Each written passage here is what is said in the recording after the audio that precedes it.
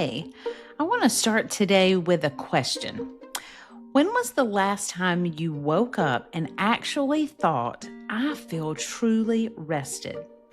Not just I got through the day rested, not just I had coffee and pushed through rested, but really deeply restored, feeling renewed. If you had to pause and think about it, you're not alone. Because the truth is, in today's world, sleep has become something we treat like it's optional, like it's a luxury, like it's something we can catch up on later. But your body doesn't see it that way. Your brain doesn't even see it that way. And your health definitely doesn't see it that way. Sleep is not downtime. Sleep is maintenance time. It's when your body actually repairs itself, resets itself, and basically keeps you alive in ways most people never even think about. And today we're going to talk about it in a way that actually makes sense, not overwhelming medical jargon, no confusing science lecture here, just real talk about what sleep is and what it's doing for you every single night, whether you realize it or not. We're going to break it down. We're going to look at what actually happens in your sleep cycles. Many people don't even know. Also, how much sleep do you really need and why it changes with different ages, and why so many people struggle to sleep. How your mattress, pillow, temperature, noise, and even smells matter more than you think. What lack of sleep is doing to your brain, mood, relationships, and even your safety. And when it's time to talk to a doctor about sleep issues like insomnia or sleep apnea, I want you to feel okay and ready to do that. I want you to lean on trusted medical resources. So we're going to look at things like the CDC, Centers for Disease Control today, also the NIH, which is the National Institutes of Health. I also reference the Mayo Clinic and the Cleveland Clinic, along with sleep research. There are organizations just for sleep. So let's get into it, because sleep isn't just part of your health. Sleep is the foundation of your health. I want to officially welcome you to Your Daily Dose podcast. I'm so glad you joined me. I want us to start simple. Sleep is not your body shutting off. I think we think that. It's actually your body switching into repair mode. Every single night, your mind and body go through cycles that are incredibly organized, like a built-in maintenance system that you never see or even think about. You go through two main types of sleep: non-REM sleep, which is light to deep. This is where most of your physical repair happens. Your muscles relax, your heart rate slows, your body temp even drops. And then you move into deeper stages where your body repairs tissue. Your immune system actually strengthens and your energy is restored. Growth and repair hormones are released, and this is the body rebuilding itself. But then there's a second step, the REM. This is your brain's heavy lifting stage. This is when you dream. Your brain processes emotions. Your memories get organized. Learning gets stored. So if non-REM is your body maintenance crew, REM is your mental health and memory crew. You cycle through these stages multiple times a night, usually every 90 minutes or so. And here's the key thing. You don't just need sleep, you need all stages of sleep in the right balance. If you're constantly waking up, even if you don't remember it, you may be interrupting those cycles, and that matters more than most people realize. So, how much sleep do we actually need? I get asked that a lot. And according to the medical professionals, adults need about 7 to 9 hours per night. Teenagers need 8 to 10 hours, and children and infants need even more because they're developing. But here's the part people miss. It's not just about the hours, it's about the quality. You can be in bed for 8 hours and still not get good restorative sleep. If you're waking up frequently, you're not reaching deep sleep, maybe you're snoring or having breathing interruptions. Your sleep cycles are constantly disrupted, and that's where a lot of people get stuck. They think, I was in bed all night, so why am I exhausted? Because sleep is not just presence in your bed, it's biological quality time.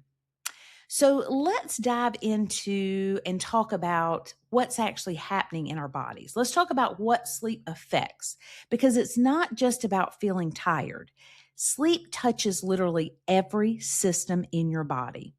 First, brain function. When you don't sleep enough, your attention drops, your reaction time slows, and your memory gets fuzzy. Decision making becomes harder. And the NIH explains that sleep is essential for cognitive function, for your brain to work, especially attention and learning. That's why after a bad night of sleep, you might feel like you can't think clearly or remember simple things. You really can't. So now let's talk about our heart and our circulation because poor sleep is associated with a lot of negative things. Poor sleep is linked to higher blood pressure, increased stress, higher risk of heart disease over time. Your heart actually gets a break during deep sleep. Did you know that? Without that break, it stays in a more stressed state longer than it should. And now let's talk about our immune system because during sleep, your immune system produces protective proteins and cells that help fight infection. When sleep is constantly poor, you get sick more often. Maybe you've thought of that. Your recovery is slower and your body has a harder time fighting inflammation. Well, then we get into hormones and metabolism. Sleep affects hunger hormones. Did you know that? So, if you're trying to balance your weight, you need to sleep. Blood sugar control, if you're diabetic or hypoglycemic, and then weight regulation. Sometimes patients will say, everything I do, it's not working. I can't lose weight. And we go back to the fact that they're not sleeping or they're only sleeping 4 or 5 hours a night. That's why lack of sleep often leads to things like increased cravings, especially for sugar and carbs. And those are the two we need to stay away from. The Mayo Clinic highlights strong links between poor sleep and mental health conditions like anxiety, depression, irritability, mood swings. When you don't sleep, your emotional regulation system becomes less stable, and none of us need that. That's why small things can feel like big things after a bad night of sleep. But what does lack of sleep really do? Does it really affect our daily life? Sleep problems don't just stay in the bedroom, they follow you into everything. The first area we're going to talk about is focus and concentration. When you're sleep deprived, you zone out easily. You reread the same sentence over and over. You forgot simple tasks or how to do them. You make more mistakes. And this is one reason sleep deprivation is linked to workplace errors and even accidents. The CDC has said that drowsy driving is a major safety risk because your brain, when tired, starts acting like it's impaired. But let's talk a little bit about relationships. This is something people don't talk about enough in conjunction with sleep. But when you're not sleeping well, you're more impatient, you're more reactive, you have less emotional patience with people, and you often can misread tone and intention more easily. So suddenly, small conversations turn into arguments that didn't need to happen. Sleep deprivation or the lack of sleep doesn't just make you tired, it makes you less emotionally flexible. But let's get into our work life. At work, poor sleep shows up as lower productivity. We're not getting things done. Slower thinking, more stress, less creativity. You might be functioning, but you're operating at a lower capacity. I call this surviving versus thriving. But another area is safety. This is one that's really serious because medical reports show that sleep deprivation or lack of sleep can impair you similarly to being intoxicated with alcohol or drugs. And that affects things like driving, operating machinery, even everyday decision making. So, this really is serious. Let's be honest. Most people don't struggle with sleep because they don't care. There are real reasons that sleep gets disrupted or interrupted. Stress and overthinking. Your brain doesn't shut off easily when it's worried or overwhelmed. Have you ever laid in bed at night and your mind just races? There have been times that I have looked at my husband Brian and said, I wish there was a cutoff button for my brain. I wish I could just press it and cut my brain off at night so that I could rest. The other thing are screens and light exposure. So, your phone, TV, tablets. Here's what happens: the light going into your eye, it's called blue light. And even if we have these blue light filters, there's still blue light going into our eyes. Well, our eyes catch that blue light and it stops or delays the production of a hormone called melatonin. And that's the hormone that helps us go to sleep. So when we're looking at our phone in bed and we think, why can't we go to sleep? It's because the light from the phone is telling our eyes, which then tells our brain, they're awake, they're in a lit situation. Stop melatonin. They're not ready to go to sleep.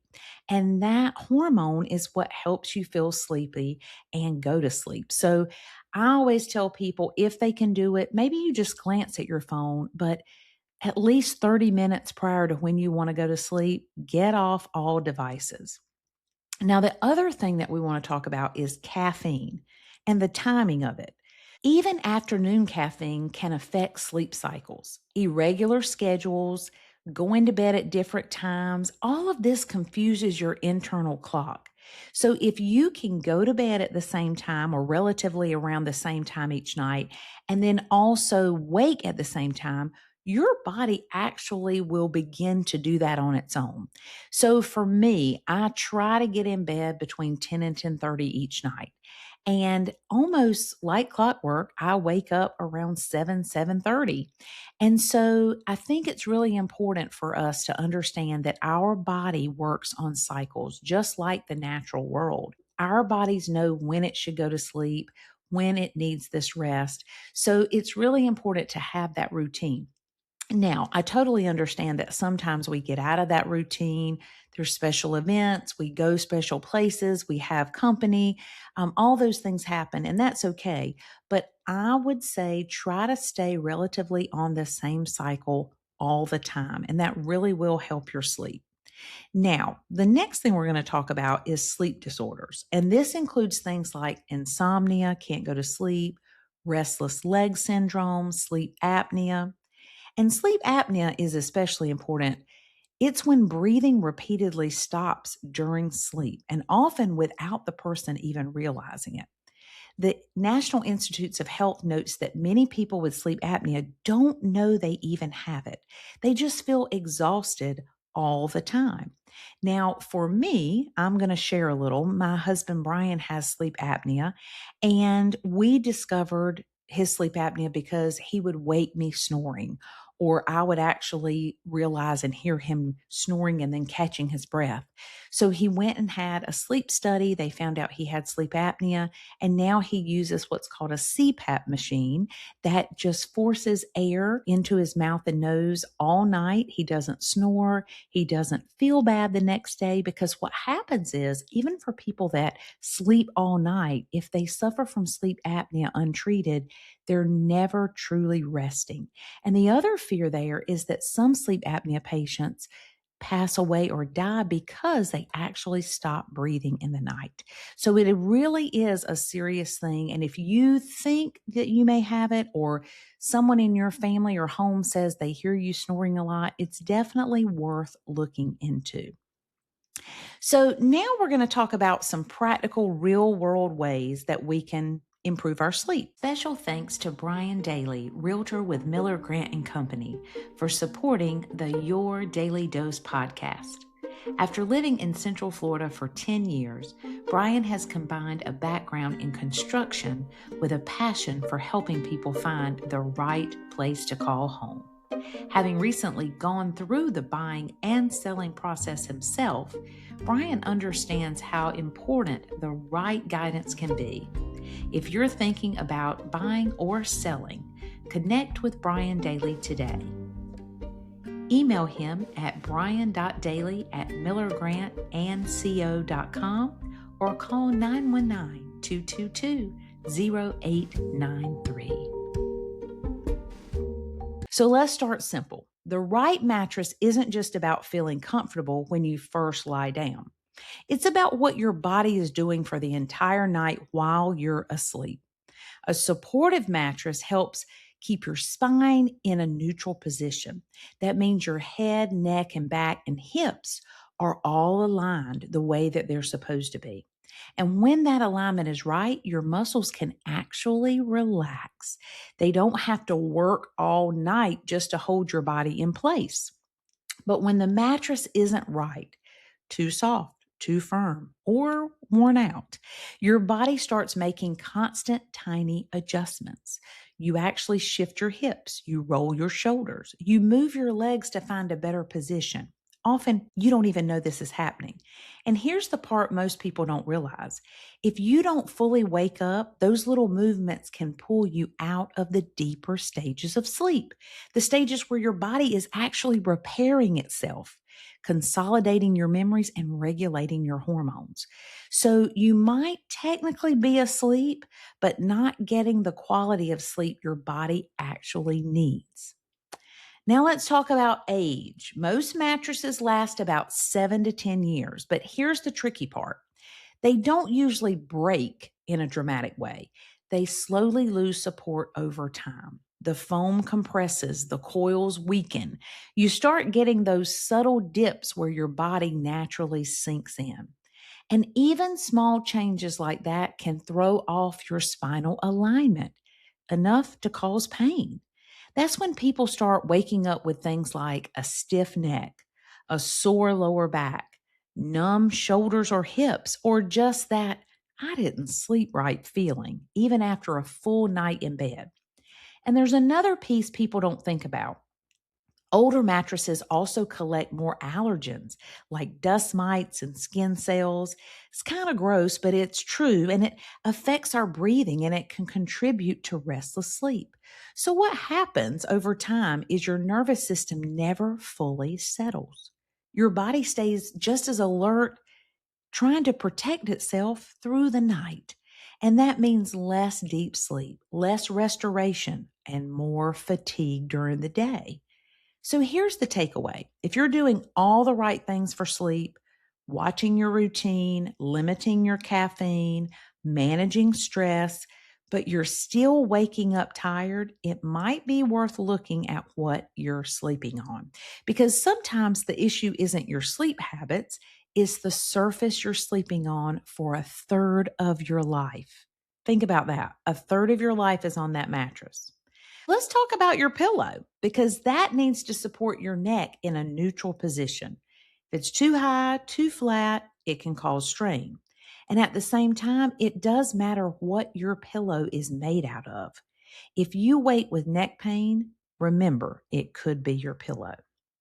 Now, a lot of people don't think about their bedding, which is like your sheets, your blankets, your comforters, or what you wear to sleep. So let's talk about something simple but surprisingly important when it comes to sleep quality. What you wear to bed. Because sleep isn't just about your brain slowing down, your body is actively shifting into a very different state overnight. And one of the biggest changes is your body temperature. Here's what most people don't realize. Your body temperature naturally drops as you fall asleep. That drop is part of your built in sleep rhythm.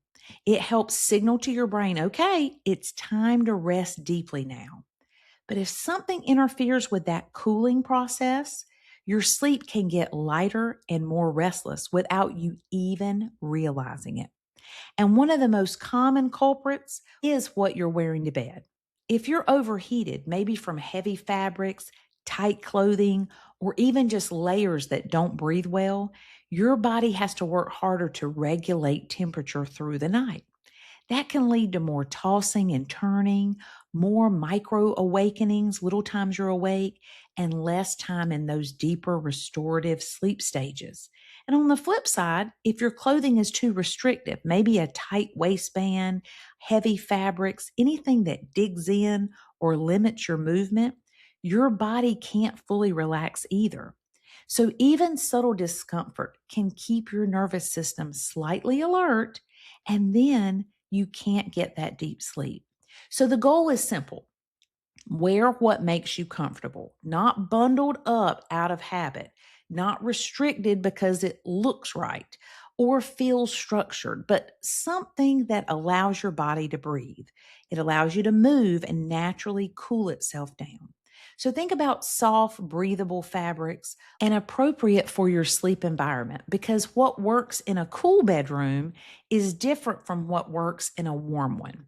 And at the end of the day, sleep is already a complex biological process. Your body is trying to do a lot of work while you're doing nothing at all. So, the less we interfere with that process, especially something as basic as regulating our temperature, the better your sleep quality tends to be. So, comfort isn't just a luxury here, it's part of the biology of good sleep. So, we mentioned temperature. Another really important piece of the sleep hygiene program that often gets overlooked is definitely room temperature. Most sleep experts recommend a cooler sleep environment, typically somewhere around 60 to 67 degrees Fahrenheit. And that range isn't random. Now, I know some of you are saying, Jessica, I can't afford an electric bill where I'm putting my thermostat between 60 and 67 degrees at night. Well, I understand that, but let me ask you this. If you're sleeping well, fine. But if you're not, the temperature of your bedroom at night could be the culprit. So just think about that. The other thing that you can do, which we do, and we live, in the state of Florida, a really warm state all year long, really, is we have a thermostat that we can set to change temperatures at different times. So around 10, 11 p.m., our thermostat goes down and it stays lower during the night. And then around 6 a.m., our thermostat automatically kicks back up and it's warmer in the house during the day. The other piece of this puzzle is often a ceiling fan or an oscillating fan in your bedroom that will also keep air circulating. It's based on how your body naturally prepares for sleep. So here's what's happening behind the scenes. When you're getting ready to fall asleep, your core temperature naturally starts to drop. That temperature shift is actually one of the biological signals that tells our brain it's time to transition from waking into sleep. So if your environment is too warm, you're essentially fighting against that natural process. Your body has to work harder to cool itself. And this can interfere with the ability to smoothly move into deeper sleep stages. That's when you get things like restlessness more frequent. You wake up during the night, or that feeling of being half asleep and half awake. I hate that, but it happens throughout the night. And even if you do fall asleep in a warm room, research shows that overheating can reduce the amount of time you spend in those deep sleep cycles, especially slow wave sleep, which is the most physically restorative stage of sleep. That's the stage where your body is repairing itself. It repairs tissues, it regulates your hormones, and it actually stores up energy.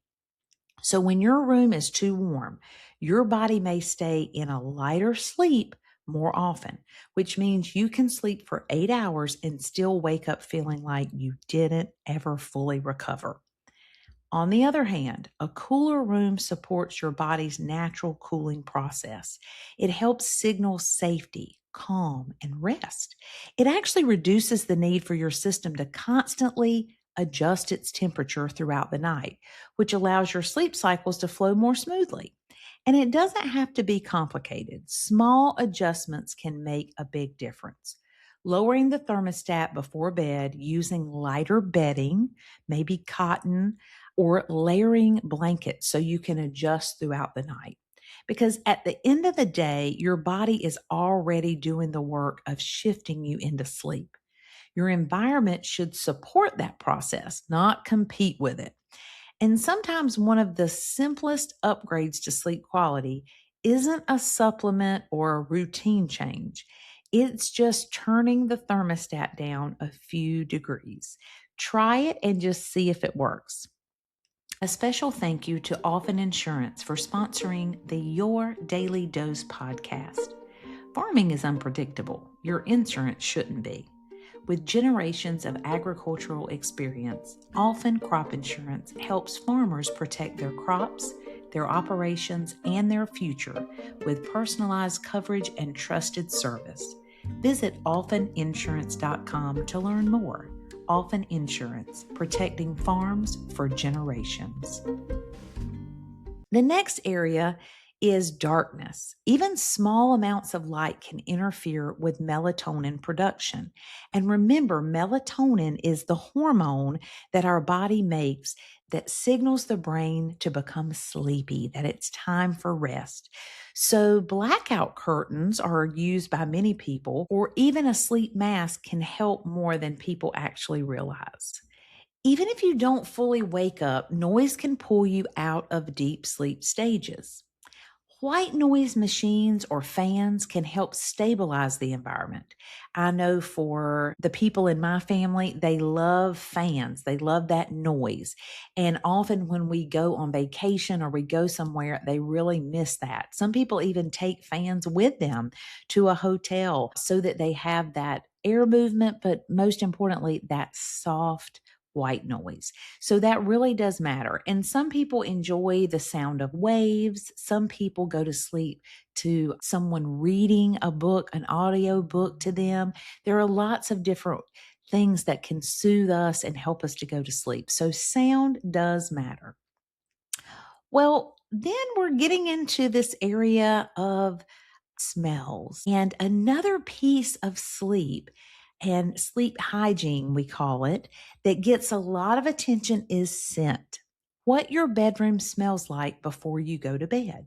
You've probably heard about calming scents like lavender being used to help people relax. And there is some scientific evidence that lavender and a few other calming aromas or smells may actually help certain people feel more relaxed and reduce anxiety before bed. But here's the honest balance picture. The research is mixed. It's not a magic switch for sleep. Where scent becomes more interesting is in how your brain actually learns sleep signals. Your brain is constantly picking up cues from your environment, from all the things around you. And over time, it starts to associate certain signals with it's time to wind down. This could be you dimming lights. This could be a constant bedtime routine. It could be soft music. And yes, sometimes scent. So if you use something like lavender consistently as part of your nighttime routine, it may not be the lavender itself doing all the heavy lifting. It may be your brain learning that this smell means sleep is coming. And that is a powerful concept because it shifts the focus away from finding the perfect essential oil. Here's what I want you to think about with smell. It doesn't have to be lavender. I'm not a fan of lavender. But whatever smell you decide to use in your bedroom, don't use that smell anywhere else in your house. Don't use it in your car. Don't use it anywhere else except the bedroom. What happens is your brain is signaled by that smell. That smell is associated with sleep and with relaxing and with your bedroom. So it could be any smell, but remember, just keep it in the bedroom. That's really the bigger takeaway here. Sleep improves less from any single fix and more from repetition. It signals your nervous system that it can trust it. It's time to wind down. It tells your brain it doesn't need to stay alert. It can actually downshift. So if scents help you relax, they can absolutely be part of that routine. Just keep in mind they're most effective when they're consistent and they're paired with other calming habits. Don't just rely on the smell. You have to have other things in there too. Because at the end of the day, your brain isn't just reacting to smell, it's actually learning patterns. And when those patterns consistently point towards safety, relaxation, that's when sleep tends to come more easily and more deeply. Now, I want to shift into something really important because not all sleep problems are about pillows or mattresses or temperature or even bedtime routines. Sometimes sleep issues are actually medical, and it's important to recognize when your body is sending a signal that goes beyond lifestyle adjustments. Here's something really important. If you are always tired, even after sleeping all night, waking up gasping, choking, or short of breath, snoring loudly, or being told you stop breathing during sleep, struggling to stay awake during the day, maybe every time you sit down or when you're driving, you feel like you're going to go to sleep, or you never feel really refreshed, no matter how long you're in bed, that is not something to ignore. Those are signs that your sleep may not just be poor quality, may be telling you that your body is not going through normal, healthy sleep cycles. One of the most common conditions linked to these symptoms I mentioned before is sleep apnea. It is when breathing repeatedly stops or becomes shallow during sleep. And every time that happens, your brain has to partially wake you up to restart breathing. You might not remember it happening, but it can occur dozens or even hundreds of times a night. And what that means is this: even if you're technically asleep for 7 or 8 hours, your body is being pulled out of deep and restorative sleep over and over again. That's why people with untreated sleep apnea often wake up exhausted, no matter how long they've slept. And sleep apnea isn't the only possibility. Healthcare providers may also evaluate for things like insomnia, where the brain has trouble initiating or maintaining sleep.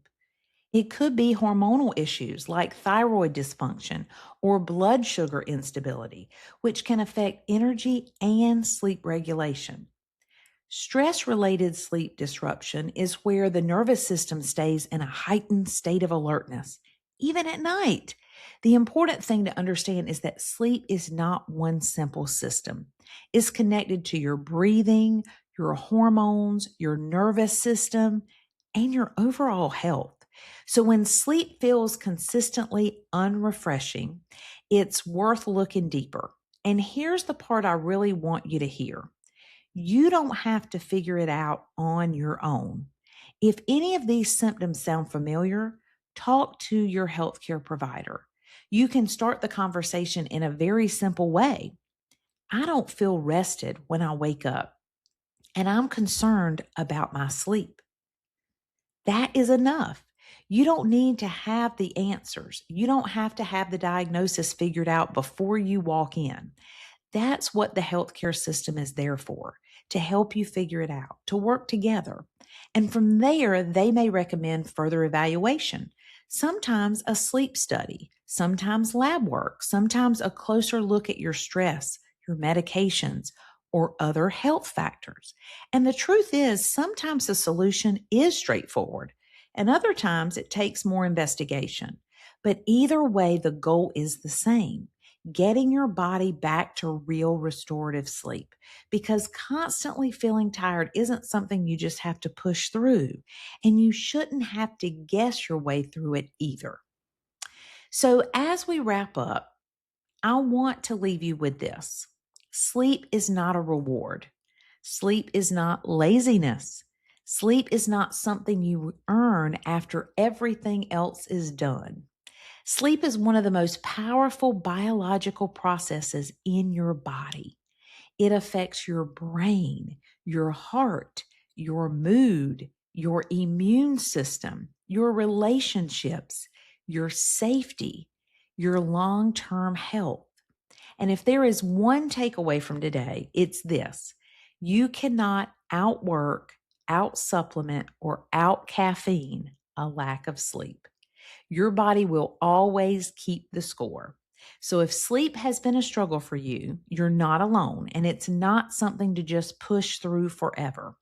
It's something to understand, to get support for, and to talk about with yourself, with your habits, and with your healthcare team if needed. Because better sleep doesn't just change your nights, it changes your entire life. I thank you for being with me today. Thank you for choosing to spend your time with me and with your Daily Dose podcast. I really encourage you to look more into sleep, do more research. Again, some great sources are the Centers for Disease Control, CDC, the NIH, National Institutes of Health, the Mayo Clinic, the Cleveland Clinic. All of these are great resources to look into about sleep and have those conversations with your physician. That is important. That is a huge part of your health and your healing.